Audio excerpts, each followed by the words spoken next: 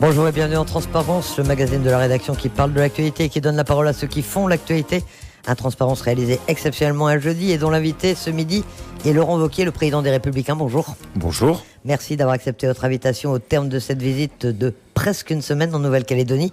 C'est votre première visite sur le territoire. Vous êtes allé presque partout, vous avez beaucoup voyagé, vous avez rencontré beaucoup de gens. Vous avez été frappé bien sûr par les paysages exceptionnels de la Nouvelle-Calédonie.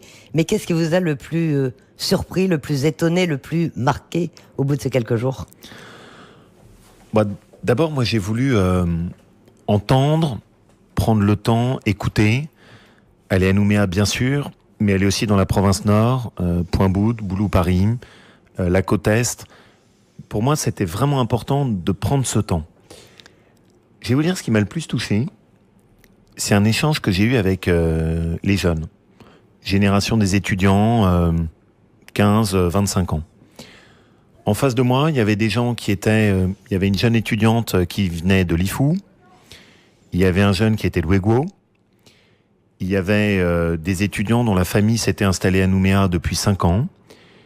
Il y avait au contraire des familles dont les arrière-grands-pères étaient arrivés en Nouvelle-Calédonie. Il y avait des gens qui avaient leur origine à Java. Et ce que j'ai aimé, c'est à la fin, ils sont venus me voir et ils m'ont dit « Monsieur Wauquiez, il y a un truc à retenir. C'est qu'on n'est plus français que les Français. » Et ça m'a touché. Vous ne vous y attendiez pas à cet attachement des Calédoniens à la France, vu de loin ? Si, parce que je sais qu'ici, précisément parce qu'on sait ce qu'on pourrait perdre, la France, ça signifie quelque chose, c'est quelque chose de très fort pour certains. Mais ce qui m'a touché, c'est que dans la jeune génération, ce soit aussi affirmé.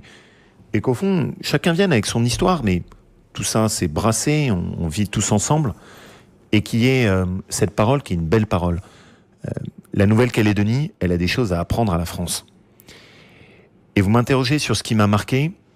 Ce qui m'a marqué aussi, c'est il y a plein de gens ici qui essayent d'aller de l'avant, d'avoir des projets. J'ai rencontré une jeune femme qui avait un poste d'employé, elle a tout arrêté parce qu'elle voulait créer une petite entreprise de biscuits, parce qu'elle en avait assez dans les supermarchés d'acheter des biscuits qui n'étaient pas faits avec des produits de Nouvelle-Calédonie. Elle a créé son emploi toute seule, elle a commencé à zéro. À Boulou-Paris, j'ai discuté avec des agriculteurs qui sont tellement passionnés par ce qu'ils font, qui détestent la viande de Nouvelle-Zélande et qui voulaient juste mettre du Sénépol et du Brahman pour essayer de développer une viande de Nouvelle-Calédonie. Et ça m'a marqué. Je me suis dit, c'est quand même une belle terre. Il y a cet esprit pionnier, il y a l'envie d'avancer. C'est quand même la partie de la France que j'aime, ça. Alors vous êtes, on l'a dit, le seul chef de parti national à venir en Nouvelle-Calédonie dans la perspective du référendum du 4 novembre. Ça vous paraissait normal d'être présent, mais vous n'avez pas eu le sentiment de prendre le risque de rater des choses en métropole ? C'est la rentrée actuellement, il se passe beaucoup de choses. Vous savez, ce qui m'aurait surtout embêté, c'est de pas être présent à ce rendez-vous. Bien sûr, il y a la rentrée politique en métropole, tout le monde s'agite, des grands débats sur l'affaire Benalla, qui est l'avenir du pays. Enfin bon, soyons sérieux. Ce qui se joue ici, c'est tellement important. C'est un bout de la France. Et qui décide s'il veut rester en France ou non. Moi, ça me semblait tellement évident de venir. Et je me suis aperçu qu'aucun chef des autres partis politiques ne vont faire l'effort de venir en Nouvelle-Calédonie. Je voulais venir pour tout simplement vous dire, vous n'êtes pas seul. On est à vos côtés.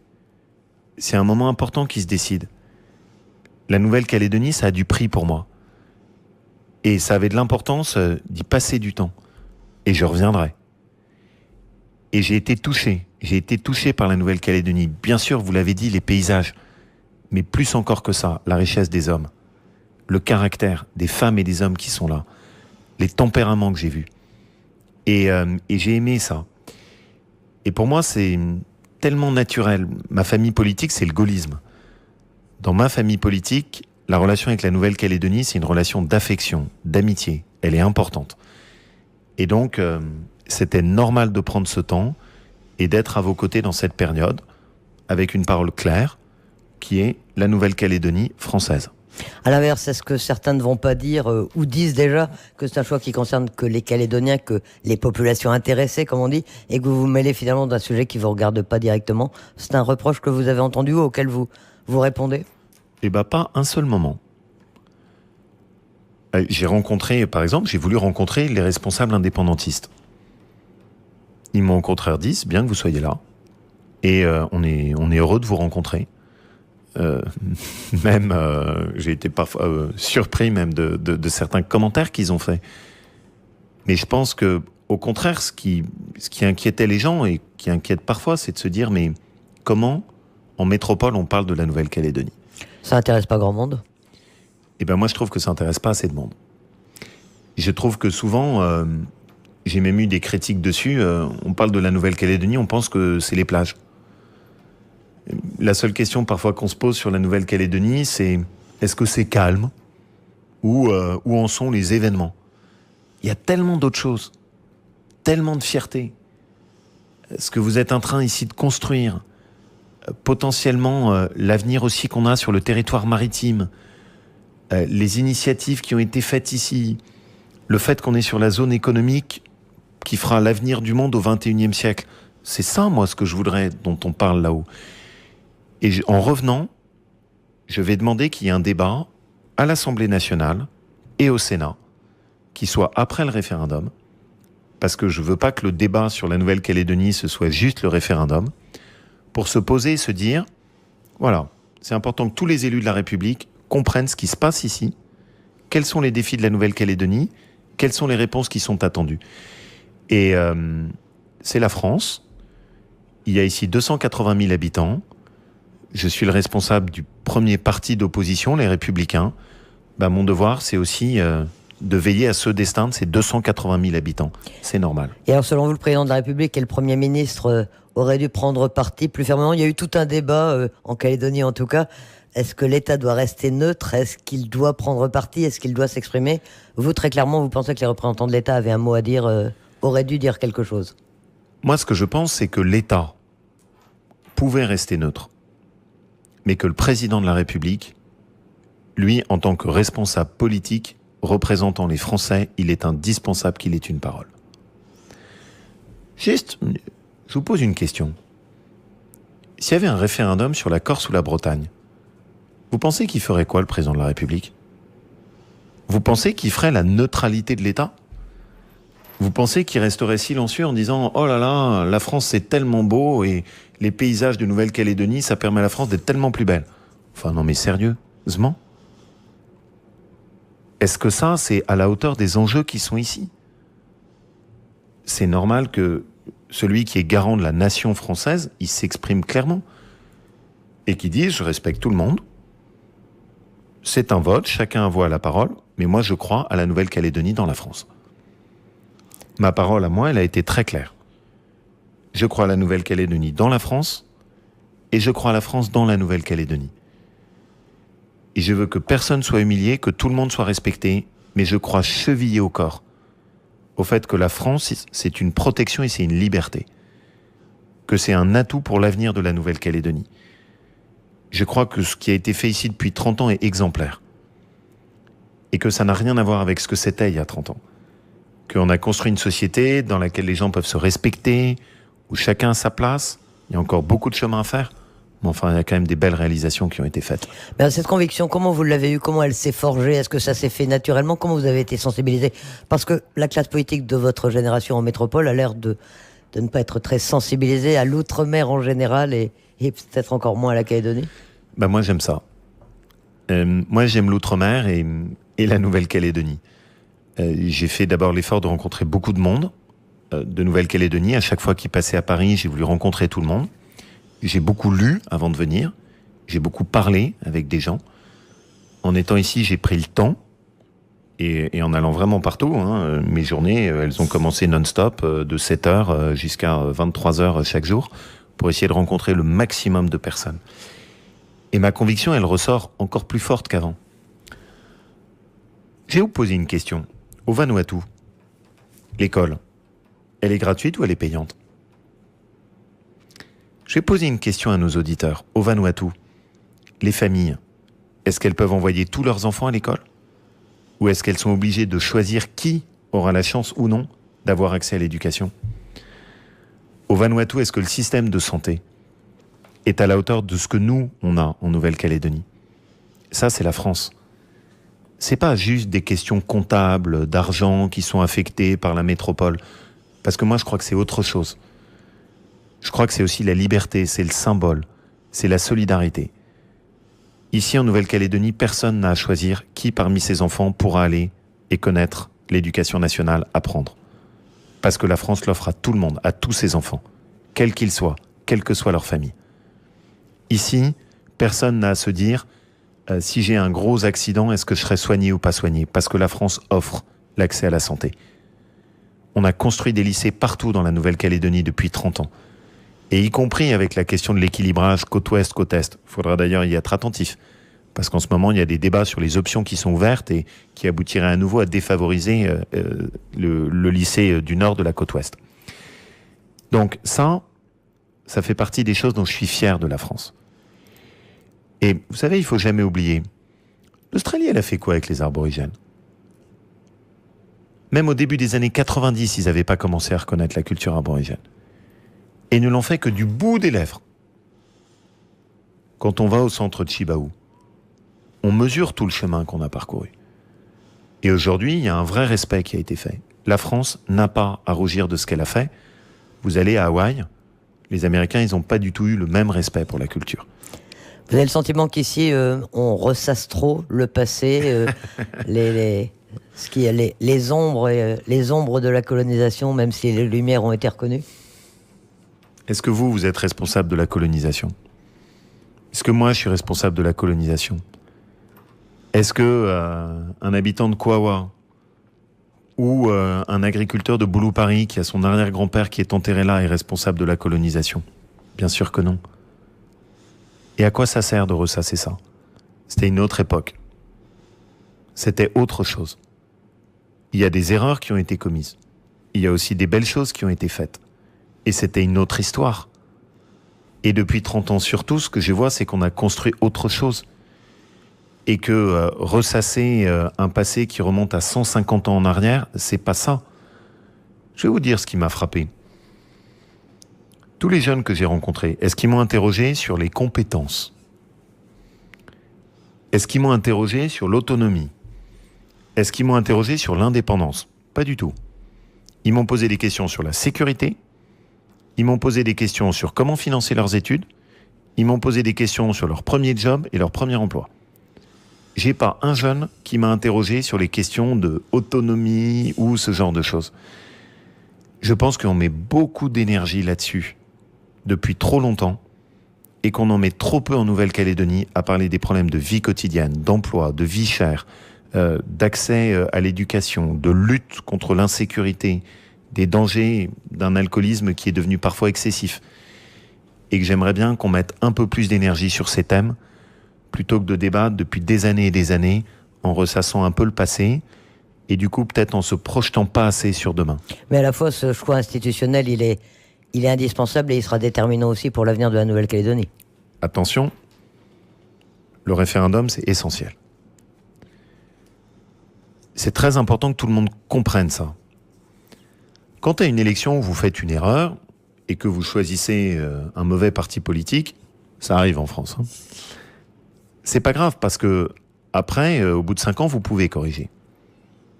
L'indépendance, ça ne se corrige pas. C'est un aller sans retour. Et que tous ceux qui nous écoutent fassent attention, les sondages, c'est très dangereux. Parce qu'après, on s'endort. On se dit, c'est bon, le vote contre l'indépendance est acquis, mon voisin votera pour moi. Et à l'arrivée, le lendemain, quand on se réveille, c'est trop tard. Et les conséquences sont tellement importantes. Les enjeux sont tellement importants pour la Nouvelle-Calédonie que j'appelle non seulement à un message clair contre l'indépendance, mais que je souhaite aussi qu'il soit le plus fort et le plus net possible, sans ambiguïté. Parce qu'après, il faut qu'il y ait un avant et un après. Ça veut dire quoi, ça ? Un avant et un après, vous disiez hier dans votre meeting au Château Royal, on ne pourra pas faire comme si rien ne s'était passé, comme si tout était comme avant. Comment est-ce que vous imaginez d'ores et déjà l'après 4 novembre ? Imaginez, on est le 5 novembre au matin. Et on a 60% de la population de Nouvelle-Calédonie qui dit, moi, je veux la Nouvelle-Calédonie dans la France. on va pas pouvoir faire comme si les habitants de Nouvelle-Calédonie s'étaient pas exprimés. Surtout que tout le monde connaît en plus les règles très particulières du corps électoral, donc ce sera un score d'autant plus important. Si on est sur un score de cette nature, ça veut même dire, bien sûr, qu'à l'intérieur même de familles kanak, il y a des gens qui ont voté et qui ont fait le choix de la Nouvelle-Calédonie dans la France, d'ailleurs pour des raisons diverses et que tout le monde comprend. Ça peut être soit parce qu'ils considèrent que la Nouvelle-Calédonie n'est pas prête, soit ça peut être des femmes mélanésiennes qui, elles, ont bien compris les enjeux en termes de santé et pour leurs enfants, et ça peut être bien sûr des familles kanak qui sont profondément attachées à la France et au lien avec la France. C'est tout ça. Si jamais ça s'est exprimé à ce moment-là, on ne va pas pouvoir continuer exactement en disant c'est rien, le référendum est passé, il y a encore 2 référendums, tant pis, et on continue à discuter en allant de compromission en compromission et en faisant passer petit à petit, sans qu'on s'en rende compte, de l'autonomie à l'indépendance. Ça, c'est pas possible. Et donc moi, ce que je souhaite surtout, c'est qu'au lendemain du référendum, on puisse enfin se pencher sur d'autres questions. C'est-à-dire pas uniquement être sur les questions de l'indépendance qui nous hante depuis tellement de temps. Et quand je dis qu'il y a un avant et un après, ce que je veux, c'est que l'après permette de discuter de tous ces sujets dont on n'a pas parlé. Exemple précis. Le président de la République est venu en Nouvelle-Calédonie. Il n'a pas parlé de l'insécurité. Alors que c'est un sujet fondamental pour l'avenir ici. Il y a 10 ans, vous laissiez votre voiture avec les clés dessus sans aucun problème. Vous pensiez même pas, en quittant votre maison ou votre appartement, à fermer la porte. Aujourd'hui, c'est plus la même chose. C'est un sujet dont on vous a beaucoup parlé. Ça, vous avez senti cette inquiétude des Calédoniens?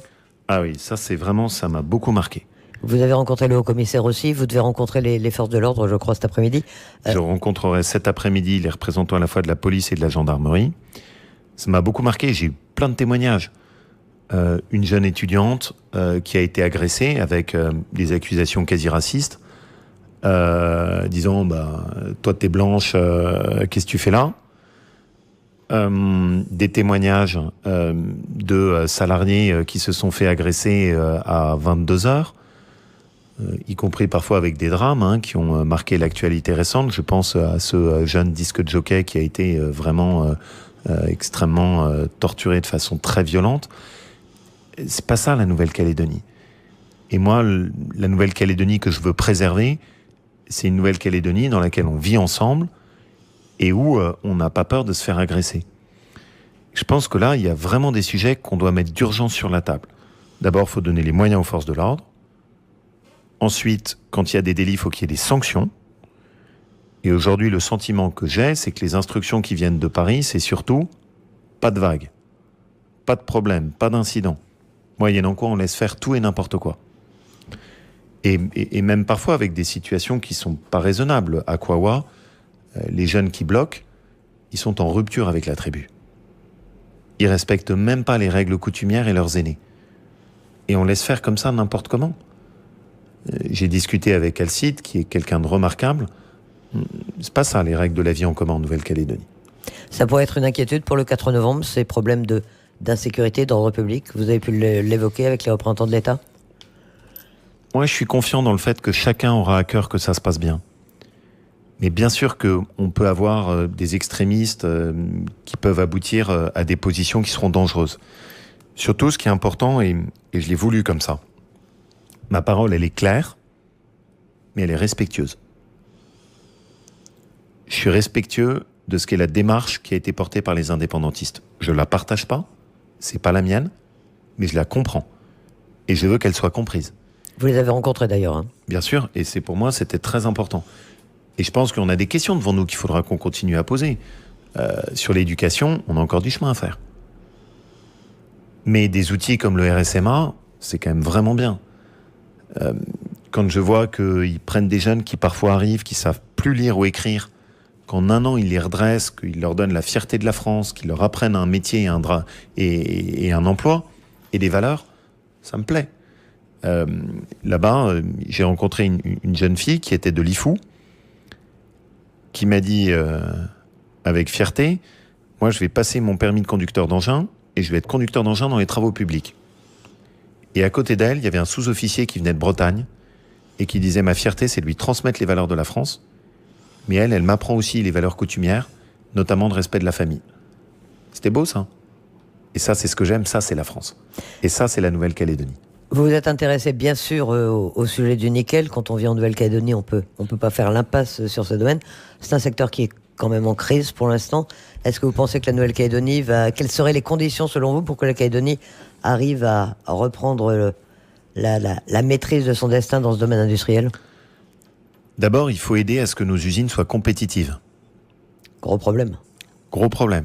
C'est des problèmes qui renvoient à plein de choses. Le coût de l'énergie, l'organisation du travail, l'investissement dans les machines. On est concurrencé par des pays à bas coût qui font n'importe quoi, la Chine, l'Indonésie. On doit faire très attention. Ça, c'est le premier sujet. Le deuxième sujet, aussi, attention à ne pas brader nos gisements. Dans l'industrie du nickel, c'est pas à vous que je vais l'apprendre, les minerais qui sont à haute teneur de nickel, il faut les garder pour nous. Parce que ça fait quand même notre compétitivité. Il faut qu'on puisse exporter le reste pour qu'on puisse valoriser tout, pas seulement le nickel, mais les autres minerais. Mais il faut qu'on fasse attention à ce que si jamais on donne notre meilleur nickel et qu'on l'envoie à l'extérieur, on a tout perdu.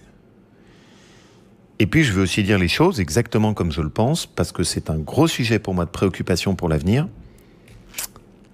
Attention à ce qu'on garde la maîtrise des gisements. Et à ce que ce ne soit pas des puissances étrangères qui aient mis la main sur nos gisements de nickel. Vous pensez notamment à la Chine ?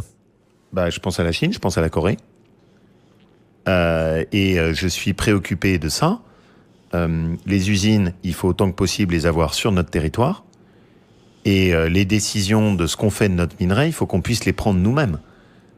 Parce que si on aboutit, et quand je dis nous-mêmes, ça peut être évidemment la province nord qui décide, la province sud qui décide, c'est très important. Mais si jamais à l'arrivée, contre de la monnaie de papier, vous avez bradé vos gisements et que vous avez laissé d'autres en prendre le contrôle, on n'assure pas l'avenir pour nos enfants. Et on laisse, comme on a connu dans d'autres pays, des puissances étrangères mettre la main sur nos richesses. C'est les richesses de la Nouvelle-Calédonie, ce sont les habitants de Nouvelle-Calédonie qui doivent décider où on exporte, à qui on exporte, et surtout qu'on garde la maîtrise de nos gisements sur la durée. Je suis préoccupé de ce sujet. Lorsqu'il est venu en Nouvelle-Calédonie, le président de la République a parlé de l'axe Indo-Pacifique. C'était une manière d'expliquer que la Nouvelle-Calédonie devait trouver sa place dans son environnement régional et que c'était aussi pour la France une opportunité d'être présente dans le Pacifique. C'est une analyse que vous partagez ? Vous pensez que la Calédonie peut apporter à la France en étant dans cette région du monde et qu'elle doit se développer dans son environnement régional ? Bien sûr. Le président de la République a dit ça quand il était ici. Et quand il est retourné à Paris, il avait oublié la Nouvelle-Calédonie. Il a fait une grande séance de travail avec tous les diplomates français. Ça a duré 2 heures. Est-ce que vous pensez qu'il a dit un mot sur la Nouvelle-Calédonie dans le fameux axe Indo-Pacifique ? Plus rien. Quand il était ici et qu'il fallait séduire les habitants de Nouvelle-Calédonie, il en a parlé. Quand il est retourné à Paris, c'était fini. Quand il était ici, il parlait de la Nouvelle-Calédonie. Quand il a fait le congrès à Versailles, où il a parlé à tous les représentants de républicains de la France, tous les élus de la France, pas un mot sur la Nouvelle-Calédonie, alors qu'il y avait tous les enjeux du référendum. Ça m'a choqué. Moi, il y a des choses que j'ai appréciées dans sa visite en Nouvelle-Calédonie, comme beaucoup d'habitants de l'île. Mais par contre, ce qui m'a choqué profondément, c'est qu'ensuite, en prenant un peu de recul, j'ai eu l'impression que quand on était ici, c'était un grand numéro de communication. Et le retour à Paris, c'était fini. On avait remis la Nouvelle-Calédonie dans une petite boîte et plus personne n'en parlait. Moi, je veux venir avec des propositions très précises. On veut faire la stratégie Pacifique-Austral. Très bien. Où est le siège de la représentation européenne dans le Pacifique ? Aux îles Fidji. La Nouvelle-Calédonie, à ce que je sache, c'est maintenant, avec la sortie du Royaume-Uni, la seule représentation de l'Europe sur le territoire pacifique. Le siège de représentation de l'Europe doit être à Nouméa. Deuxième chose, qui attribue les aides de l'Europe ? C'est décidé par un comité ou c'est les Australiens qui sont majoritaires ? C'est pas normal. Il faut que ce soit piloté évidemment avec un staff autour de représentants de la Nouvelle-Calédonie qui nous permettent, nous, de décider les aides européennes. Parce qu'à l'arrivée, qu'est-ce qui se passe ? Aux îles Fidji, ils ont plus d'aide européenne qu'en Nouvelle-Calédonie. Enfin, on marche sur la tête. Et puis enfin, moi je crois à cet axe Indo-Pacifique. Eh bien, ce que je propose, c'est qu'on fasse un grand sommet international à Nouméa, où on invite tous les pays du Pacifique pour réfléchir ensemble à la stratégie pacifique et à la place de la France et de la Nouvelle-Calédonie dans cette stratégie pacifique. Les Chinois viennent de le faire avec les pays africains. Pourquoi est-ce que nous, on ne le fait pas? Il ne faut pas le faire à Paris, il faut le faire à Nouméa, il faut le faire en Nouvelle-Calédonie. Tout ça, ce sont les dossiers qu'il faudra mettre sur la table après le référendum du 4 novembre? C'est exactement ce que je vous dis, c'est l'après. C'est pour ça qu'il faut tourner la page du référendum, cette espèce de menace qu'on a au-dessus de la tête, le plus vite possible, le plus clairement possible, le plus fortement possible. Et après, ça nous permettra d'aborder tous ces thèmes qui sont tellement plus importants. Vous disiez que vous méfiez, qu'il fallait se méfier des sondages. Vous pensez néanmoins que le résultat est d'ores et déjà acquis? Un résultat, c'est jamais acquis. Jamais. Et souvenez-vous, y compris dans l'histoire politique de la Nouvelle-Calédonie, parfois on pensait que c'était acquis, et puis finalement, c'était pas si acquis que ça. Donc, vraiment, et c'est mon message solennel, vous jouez une partie de votre histoire. Laissez personne décider à votre place. Allez voter. Faites le choix de la Nouvelle-Calédonie dans la France, parce que c'est une protection, parce que c'est la meilleure liberté aussi. Ne laissez personne d'autre décider à votre place. Il faut y aller le 4 novembre et qu'on ait un résultat massif, sans ambiguïté. Alors, Laurent Wauquiez, vous êtes le président des Républicains. Vous êtes aussi venu ici à la rencontre de votre famille politique. On sait qu'elle est un petit peu éparpillée entre le Rassemblement Les Républicains, le parti historique, le MPC qui est aussi affilié aux Républicains, les Républicains calédoniens dont certains se revendiquent de votre parti. Comment est-ce que vous gérez? Est-ce que vous avez été surpris de cette dispersion? Et comment vous l'avez géré? À l'histoire politique en Nouvelle-Calédonie, il faut parfois être assez pointu, parce que c'est complexe et il faut suivre. Mais pour moi, ils sont dans cette tradition du gaullisme. Et c'est des personnalités qui sont des personnalités fortes, avec du caractère.